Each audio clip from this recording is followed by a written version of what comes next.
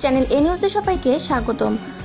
নাটোরে নানা আয়োজনে শহীদ প্রেসিডেন্ট জিয়াউর রহমানের 89তম জন্মদিন পালিত। নাটোরের বিশেষ প্রতিনিধির পাঠানো তথ্য ও ছবিতে বিস্তারিত।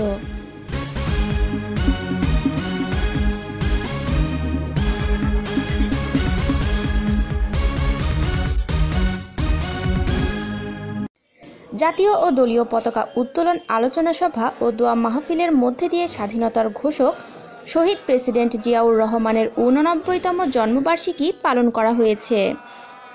এ উপলক্ষে রবিবার 19 জানুয়ারি বেলা 10টার দিকে শহরের আলাইপুরস্থ জেলা বিএনপির কার্যালয়ে জেলা বিএনপির আয়োজনে জাতীয় ও দলীয় পতাকা উত্তোলন, আলোচনা সভা ও দোয়া মাহফিল অনুষ্ঠিত হয়।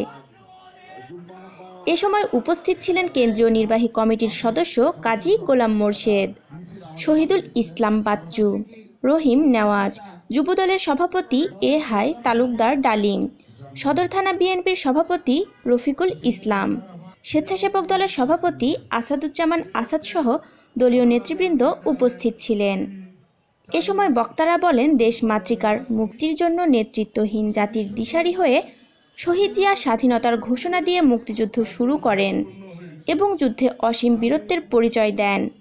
জিয়াউর রহমানের জন্মদিনে তার প্রদর্শিত পথে আমরা আধিপত্যবাদের থাবা থেকে মুক্ত হব ও গণতন্ত্র ফিরে পাব।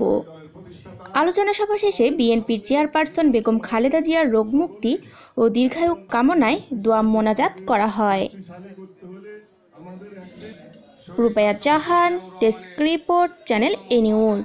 জিয়াউর রহমানের 89তম জন্মবার্ষিকী উপলক্ষে সাধারণ সম্পাদককে মঞ্চে আসন গ্রহণ করার জন্য অনুরোধ করছি।